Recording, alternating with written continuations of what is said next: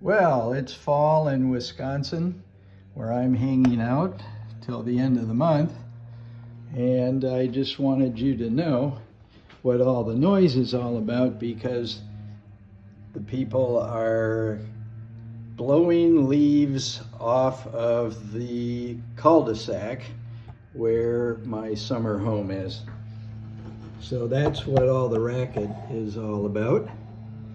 And we are about to talk about classical conditioning. The big name in classical conditioning is Ivan Pavlov. Pavlov was a Russian physiologist who was studying the role that saliva plays in the digestive process. And Pavlov he was experimenting with dogs, and he had figured out a way to attach a test tube to the side of a dog's mouth in order to collect saliva. And he would show the dog some meat,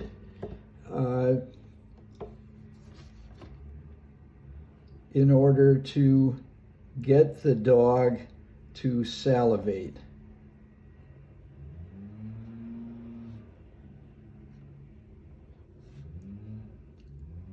This is what's known as a reflex.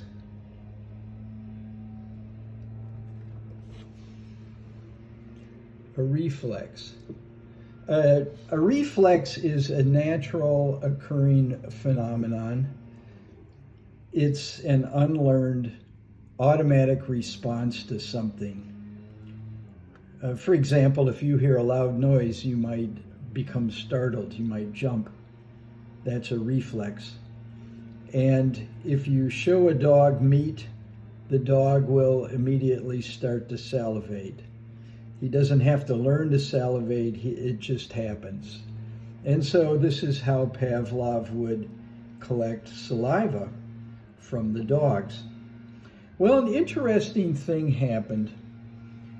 Pavlov lived in an apartment above his laboratory in Russia, and he discovered that the dogs were already salivating by the time he made it into his laboratory to begin his experiments. It seemed that the sound of his footsteps coming down the stairs was triggering salivation. And he eventually came to change the names of some of these things.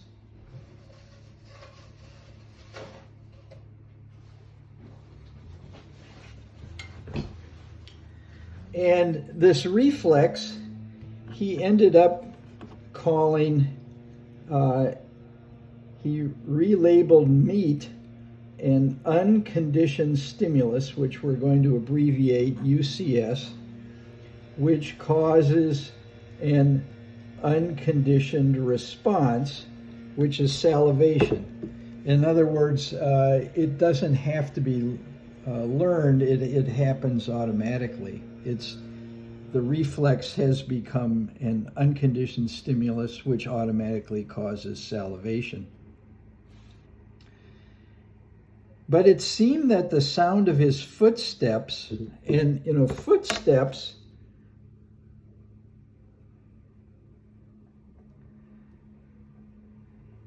is what we're going to call a neutral stimulus. We'll abbreviate that NS. It seemed that the footsteps were causing salivation. In other words, the dogs were unconsciously associating footsteps with getting food.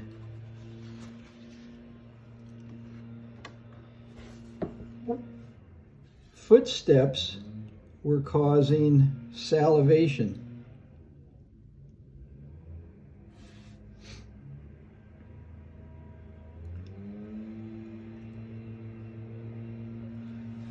Eventually, what he determined was footsteps was a neutral stimulus, but it had become a conditioned stimulus, which was causing a conditioned response, which is salivation. Anyway, Pavlov decided, I wonder if I can make dogs salivate to other sounds besides my footsteps coming down the stairs. And he tried any number of things, everything from a metronome off his wife's piano upstairs.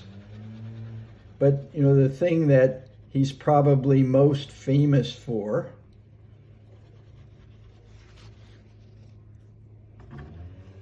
was using a bell. A bell is what we would call a neutral stimulus. A bell is a neutral stimulus. You know, if we were to round up some stray dog in Austin and run up to it with a bell and ring it, the poor dog would look at us like we were crazy. But I don't think he would start salivating. What Pavlov discovered, though, is repeated pairings of the bell with meat eventually changed the bell from a neutral stimulus into a conditioned stimulus, which caused a conditioned response, which is salivation. Now, Pavlov discovered when you present the neutral stimulus has a lot to do with whether or not you can turn it into a conditioned stimulus. And he discovered the best way to do it was to ring the bell and then to give the dog the food just a moment later. Ring the bell, give the dog the food. Ring the bell, give the dog the food. Ring the bell, give the dog a food. And after a bunch of pairings like that, all he had to do was ring the bell and the dog salivated to the sound of the bell.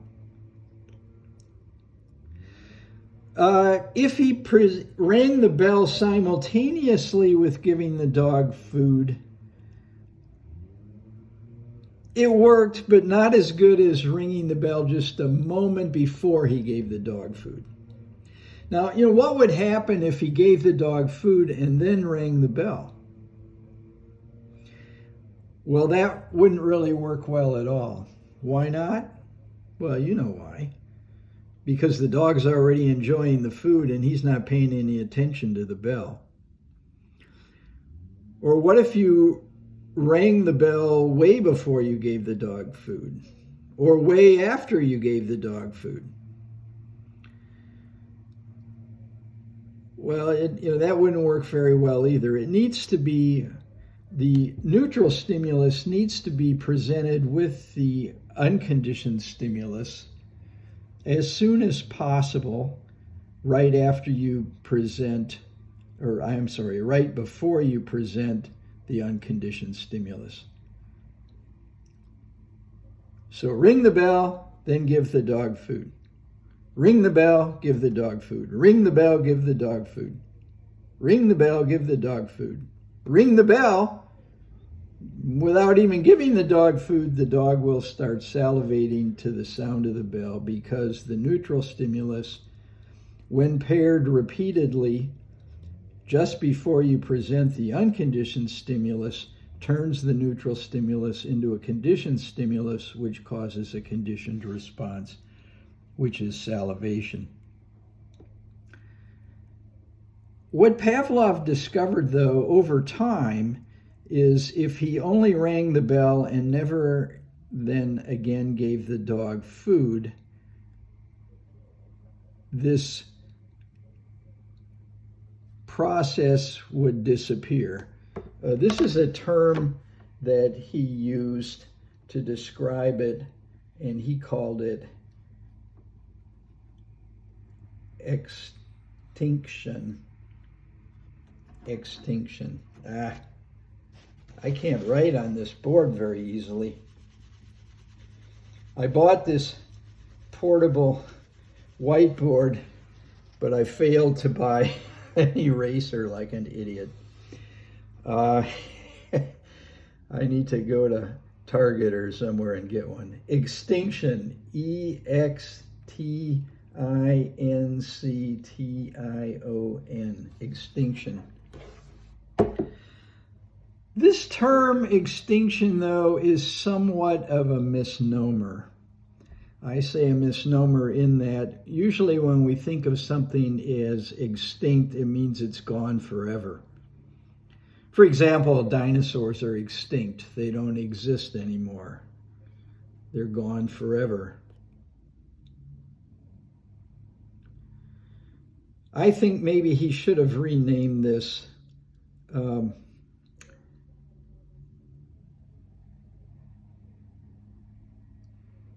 in remission, because that's really what it is.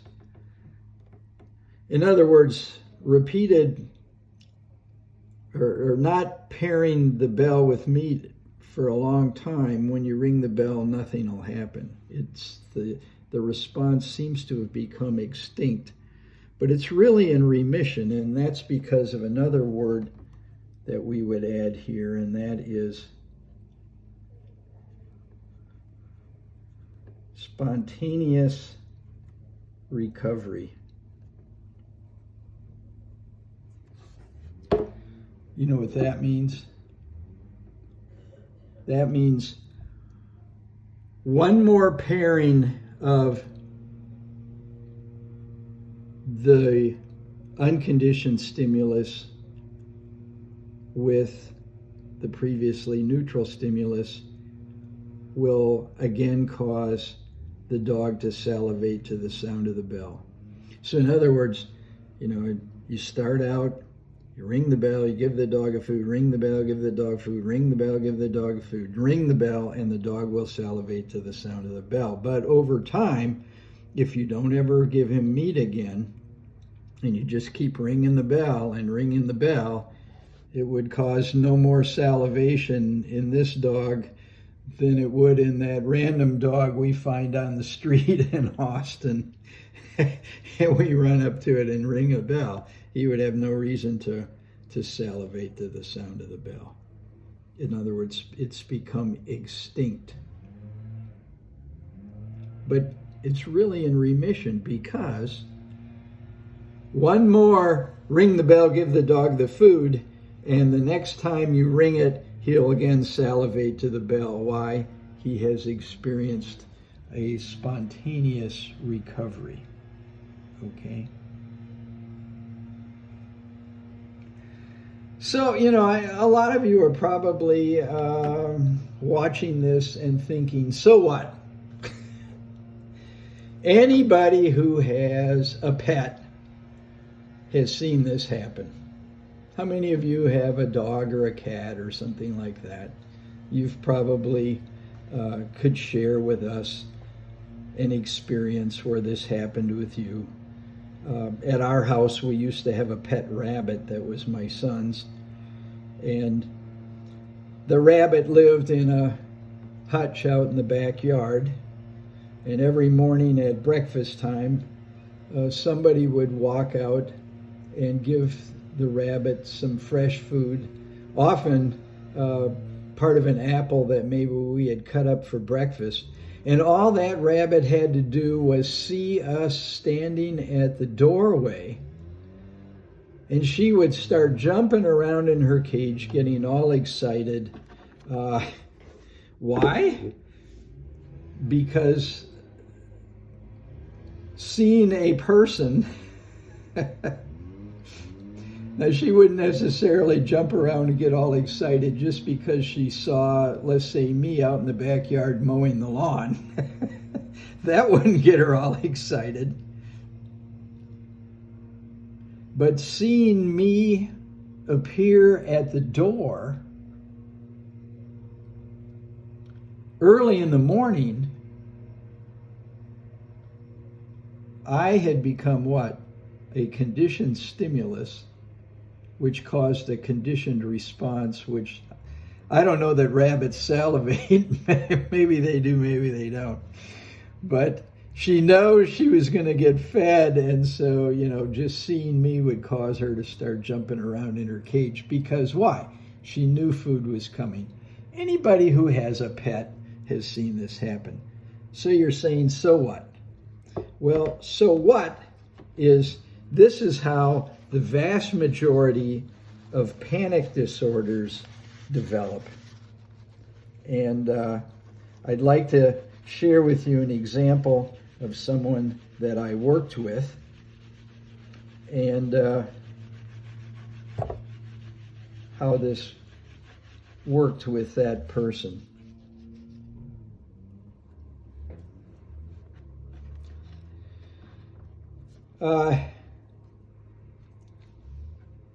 There was this young father-to-be. He and his wife were about to have their first child. And they had gone to a baby furniture store in North Austin and had purchased some baby furniture.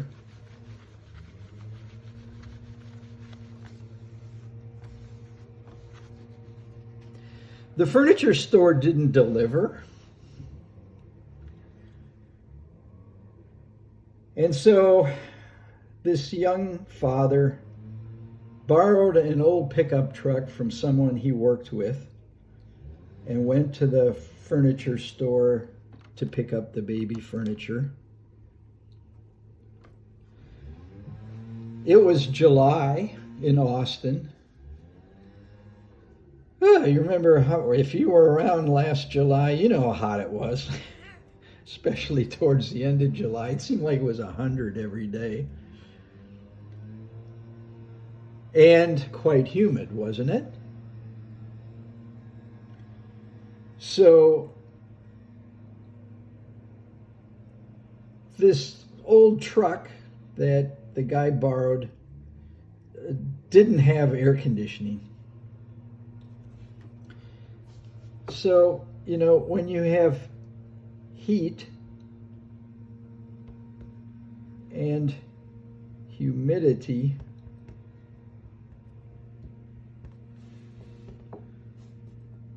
when you have heat and humidity, what happens?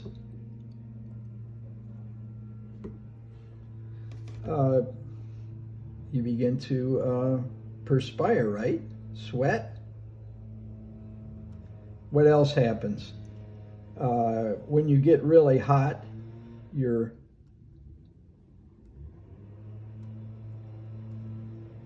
heart rate goes up. Your rate of respiration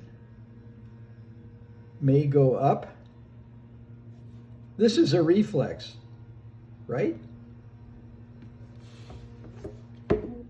When it's hot and humid outside, you just automatically start to perspire. Your heart rate increases. You might start breathing faster. It's a reflex. You don't stop and think, oh, it's really hot out here. Okay, sweat glands start perspiring. It just happens. It happens automatically. It's a reflex. Okay? So this young father with the borrowed pickup truck goes, he worked in North Austin, and the baby furniture store was in North Austin, and he drove over there. He had the windows down in the truck because it didn't have air conditioning. And he picked up the baby furniture and he headed for his home, which was in far South Austin. And he got on Mopac, and he started going faster and faster. Windows rolled down, going 55 miles an hour, going 60 miles an hour. And As he approached the bridge over Lady Bird Lake, by now he was probably going 70.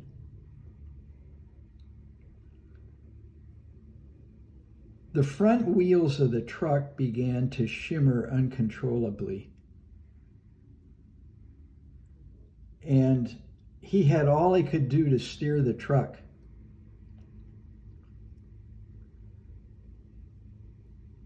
The thought came into his head, this was in the middle of the afternoon, so there wasn't a ton of traffic on Mopac. This was also a number of years ago, before, back when traffic on Mopac actually moved. So anyway, as he approached the bridge over Lady Bird Lake, the front end of the truck began to shimmy uncontrollably. And the thought came into his head, I'm going to crash this truck and my child is never going to know its father.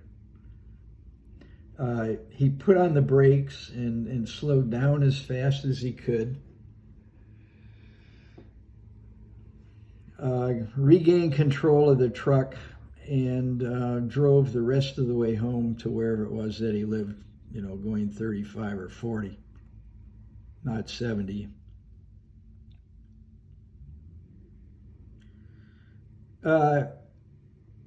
He unloaded the baby furniture and drove back to his office in North Austin, but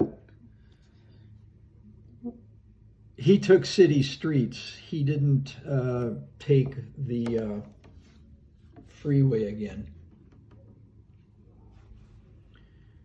because apparently the truck wasn't safe to drive at a high speed. When he got back to his office, he said to his coworker who had loaned him the truck, I think you need to have the front end of your truck looked at. Oh, you didn't go over 45, did you? Yeah. Oh, yeah, no. No, the front end needs to be fixed. Yeah, you can't go over 45.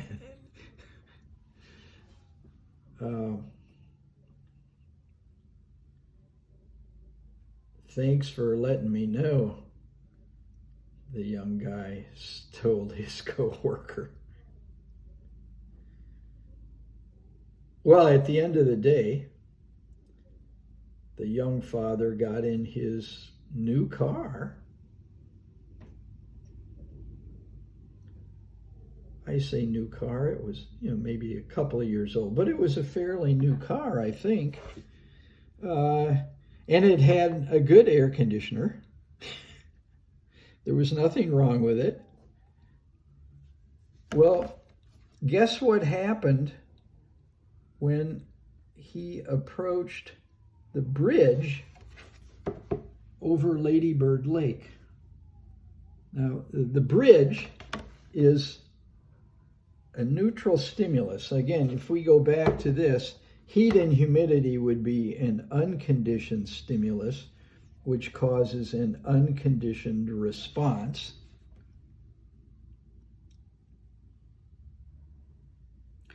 The bridge over Lady Bird Lake is a neutral stimulus.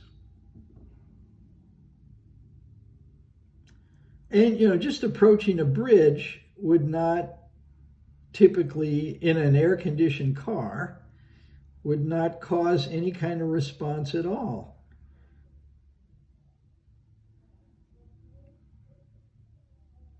But in this case, the bridge had immediately become a conditioned stimulus, which caused a conditioned response. And so, there he was in his air-conditioned, relatively new car. And when he approached the bridge on Mopac over Lady Bird Lake, he started sweating, his heart rate went up, he started breathing faster. He got lightheaded. And when you breathe too fast, you also can get lightheaded and feel like you're going to faint. And the thought entered his head, I'm going to crash the car and my child is never going to know its father.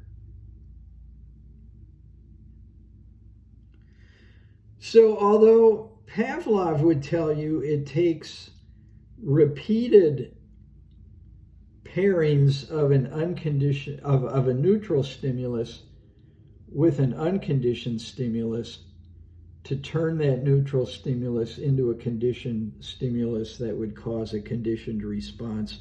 In reality, and the way a panic disorder can develop, it only takes one traumatic event. It doesn't require repeated pairings to turn the neutral stimulus into a conditioned stimulus, which causes a conditioned response. But it gets worse.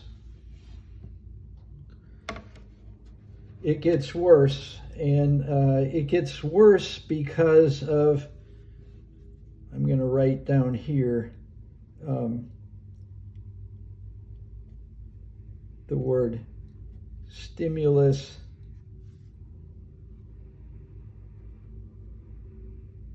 generalization. Stimulus generalization. You know what that means? Yeah. It's not just the bridge over Lady Bird Lake.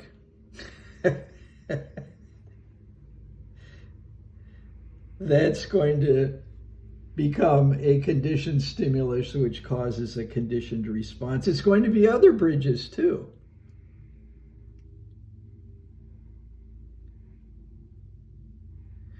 But because of stimulus discrimination, here's another term,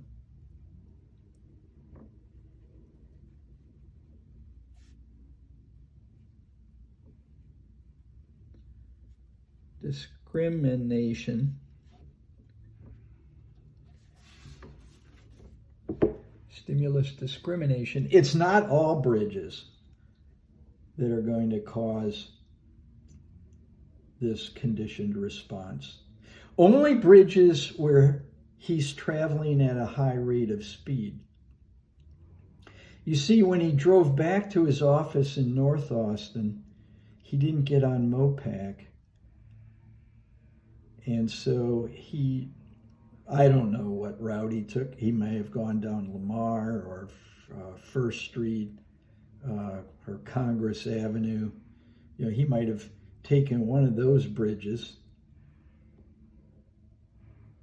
And he didn't have a problem driving across those bridges. You know, he didn't start sweating and have his heart rate go up and start breathing fast and all of that.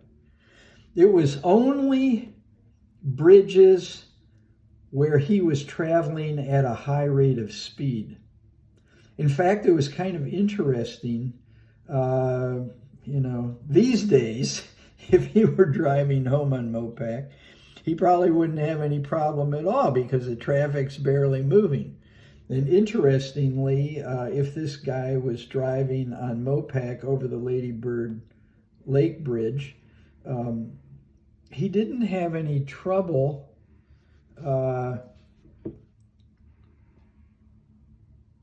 if the traffic was going really slow.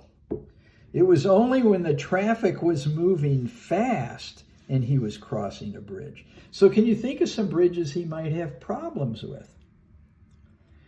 Well, yeah, the upper deck of I-35 is about a 2-mile long bridge, and you're zipping along at whatever speed you're capable of going to keep with the traffic flow. Or I think it's called the Pennebaker Bridge, which goes over Lake Austin there on Loop 360. He might have problems with that bridge where he'd be traveling at a higher rate of speed, going maybe 60 miles an hour or so. I bet he'd really freak out on some of the mix masters, like at where Mopac intersects with 183 up on North Austin, where, those bridges, you're way up in the air. Oh, I remember a number of years ago, somebody in a Porsche flipped over and the car went flying off of that bridge, if you can imagine. Idiot was going too fast. A number of people have done this on motorcycles on that bridge. So, any bridge, it's not any bridge that got generalized causing the conditioned response, but it was any bridge where he was traveling at a high rate of speed.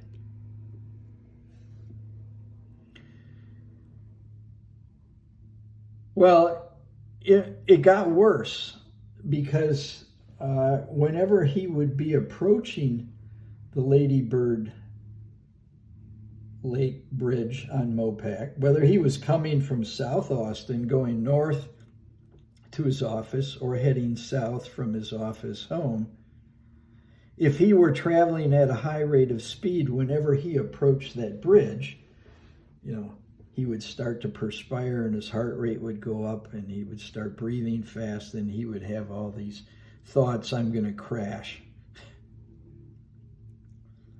And so, you know what he did? Something he shouldn't have done. Let's say he was going south. As he approached the bridge, he'd take the last possible exit he could. And that would take him over there by Austin High School. And he would go down Cesar Chavez, and then he'd go across the river on, I don't know where he would go, First Street or Lamar or Congress Avenue, and they'd go the rest of the way home. And sometimes he'd drive back to the park, Zilker Park, and then get back on Mopac there somewhere.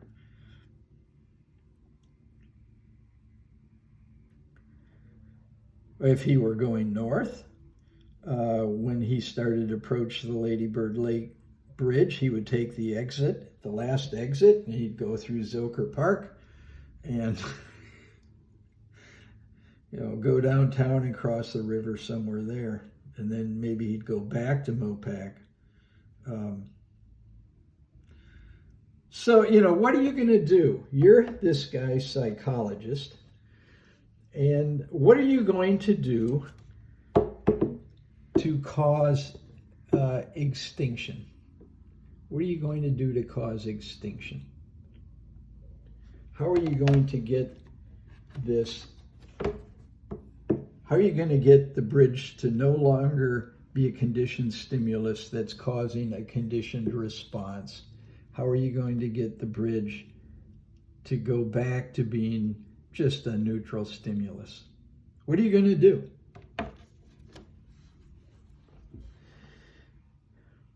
Well, there's different approaches to therapy, and I tried different approaches with this guy, and some of them just flat out didn't work. For example, I tried cognitive therapy where, I tried to get him to think, look, there's nothing wrong with your car, there's nothing wrong with the bridge. This is just a reaction on your part. It's kind of a reflex, and but that didn't do any good. He couldn't think his way out of it. Some psychoanalytic approach to therapy certainly wouldn't work. It's something in your past that causes. Really, there's only one approach that works at treating something like this, and it's what we call behavior therapy.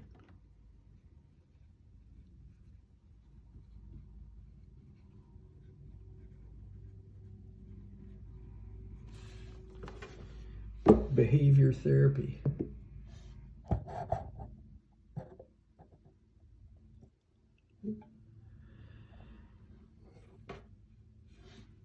In order to cause extinction, what you have to do is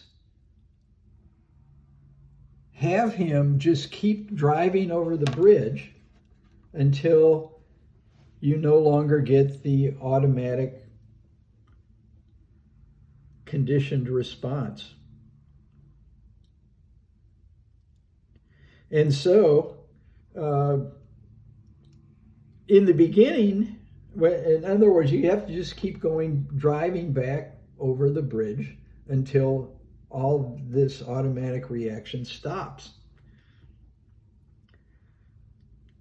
And so, initially, maybe you, the therapist, would have to drive the car and him ride with you.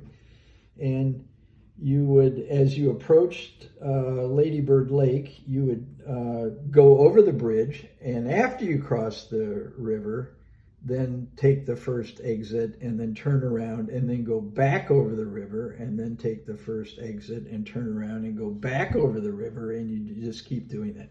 Maybe you'd have to get his wife to drive him. But eventually he's got to drive himself.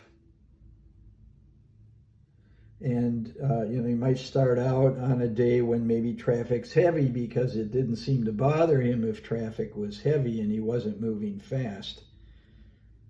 But, on a day when there wasn't a lot of traffic, maybe it would work to do it,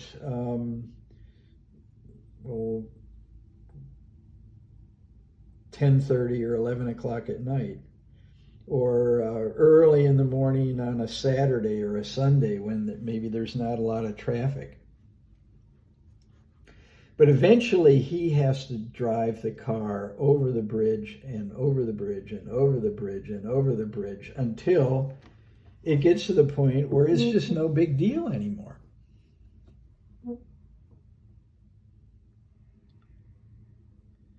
In other words, just like when you quit giving the dog food and ringing the bell, he'll quit salivating to the sound of the bell. Well, if you continue to drive over the bridge until you get to the point where you're no longer getting these reactions, then extinction will have taken place. So, how long do you think it took to extinguish this conditioned reaction in this client? How long do you think it would take? Would you believe it took a year? It took a year of him driving across that bridge and it not causing a conditioned response. It took over a year. Something that helped was he and his family going on some out-of-town trips to other places, let's say Dallas or Houston or somewhere like that, and not realizing that a big bridge were coming up, a big overpass or something, and suddenly finding himself in it.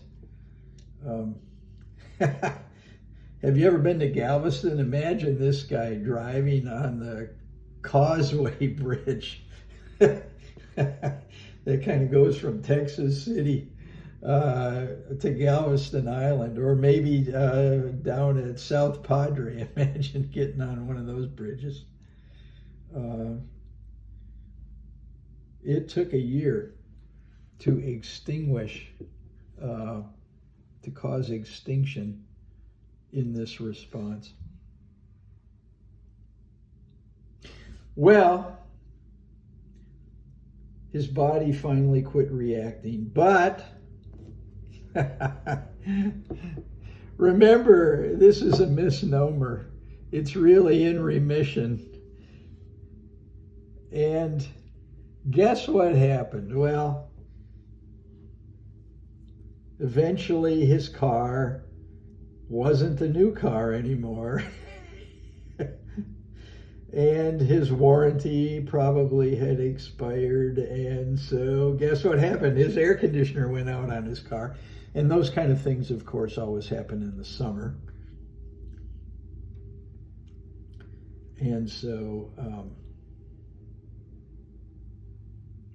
he was on his way to work, and it was hot out, or maybe he was on his way home. I don't know.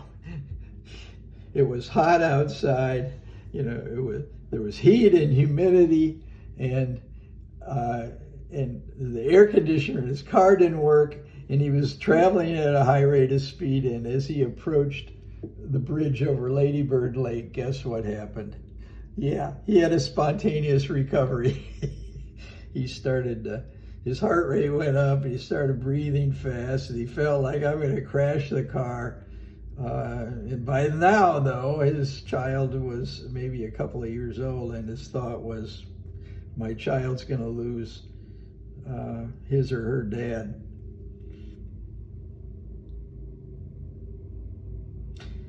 So, how are you going to treat him now? To going back to putting this in remission, to extinguish it, if you will. I prefer the term in remission. What are you going to do? Well, yeah, the same thing. You're going to go back to driving back and forth across the bridge until it doesn't happen. Well, in his case, maybe he bought a new car, forgot his air conditioner fixed or something. I'm sure that helped. But in following up with this guy, how long do you suppose it took to turn this spontaneous recovery back into extinction? Remember, it took a year to extinguish it to begin with. How long do you think it took to get rid of it the second time around? Well, I think it took like 2 weeks or something like that. Yeah, it doesn't take as long. Thank goodness. Well, I got to tell you another story about one of the more controversial experiments in psychology that involved classical conditioning. And it was a study that was done by John Watson. Remember him? We talked about him at the beginning of the semester. He's the guy who redefined psychology as the science of observable behavior. And so he was in his lab observing behavior, if you will. And he had decided he was going to classically condition an infant to become afraid of something that the child was not previously afraid of. And so here's what happened. They were in the laboratory, and let's just take, for an instance, a reflex.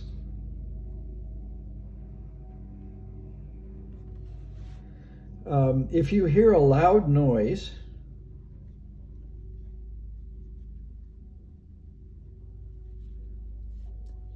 your reaction to that will be what? Maybe a startle response. Again, if all of a sudden we heard a loud, have you ever been somewhere and there's a thunderstorm going on, and all of a sudden, bang, you hear this loud clap of thunder? It makes you startle.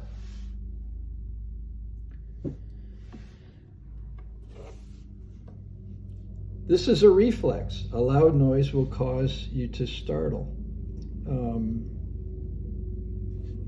Might have some anxiety associated with it.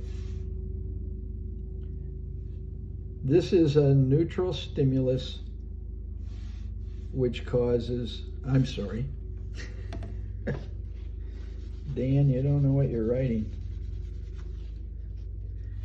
This is an unconditioned stimulus which causes an unconditioned response. A loud noise will cause you to become startled. It's a reflex. Well, Watson had this little boy in his laboratory. He called him Little Albert.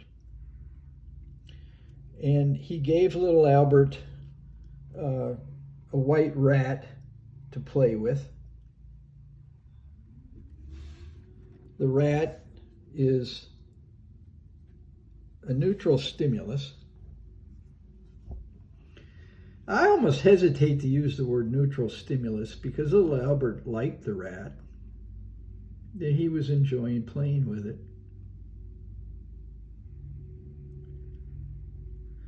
While he was enjoying playing with the rat,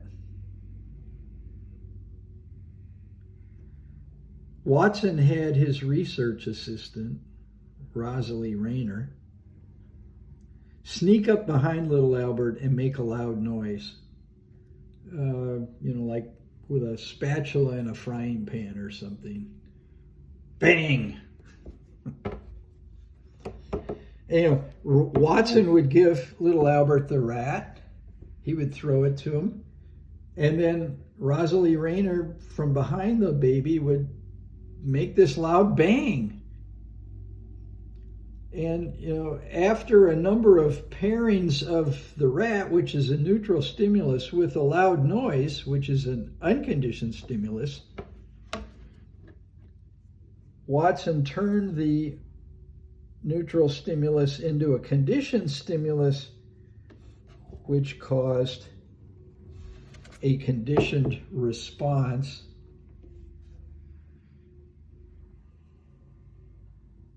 Which was, in this case, not only the baby becoming startled and anxious, but, crying, fussing,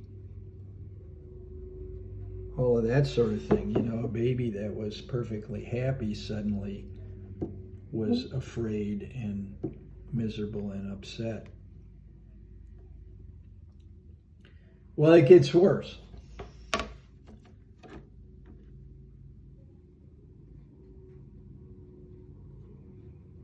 Because of stimulus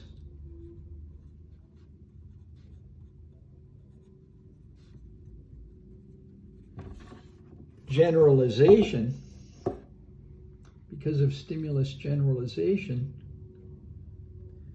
little Albert became afraid of anything that was white and furry. So not just the white rat, but a dog, a rabbit, even Watson wearing a Santa Claus beard. I've attached a little video clip to this, and you can see Watson basically torturing little Albert. Was this ethical? Well, I'll tell you this. This is kind of interesting. Watson got fired. He was a professor at Johns Hopkins University. He got fired. But not because he tortured a baby. He got fired because he was having an affair with his research assistant. And his wife went up to the university and made a big stink about it. And so they fired him. So, it's kind of the moral of the story is you can torture a baby unethically and nothing will happen to you, but you better not have an affair with your research assistant. That'll get you fired. For generations, people wondered whatever became of little Albert. Did he suffer forever? And no one really knew what happened to little Albert, if he ever got over the trauma. It was about 90 years later, through lots of good research, they finally discovered what happened to little Albert. Although initially they thought little Albert's mom was a wet nurse at Johns Hopkins Hospital, and she had volunteered him for this study. And I read somewhere that she was paid $1. Oh man, can you believe it? Well, after decades of research, they thought they had finally identified who little Albert was, and they thought it was a baby by the name of Douglas Merritt, who actually died of encephalitis when he was about 6 years old. But some other researchers dug deeper and deeper and discovered it wasn't Douglas Merritt, but rather it was Albert Barger. Watson referred to the baby as Albert B. But, initially they didn't understand that it was Albert Barger because his mother had remarried and had given him a different name. He had taken on the last name of his mother's husband. And so through extensive further research, it was discovered that little Albert wasn't Douglas Merritt, but rather it was Albert Barger.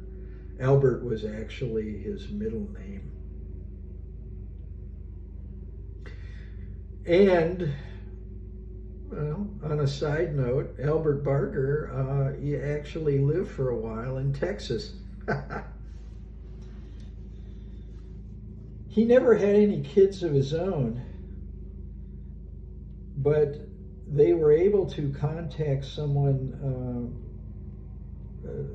a relative, a niece of his, who told the researchers that throughout Albert Barger's life, he didn't like dogs. That it was well known if Albert was coming to some family get-together, you had to get the dog out of the house or lock it in a bedroom or something.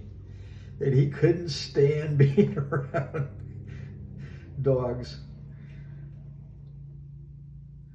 So anyway, that's the story about classical conditioning.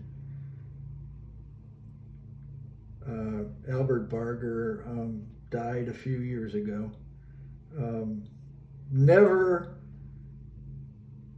realizing that he was the famous little Albert in Watson's experiment.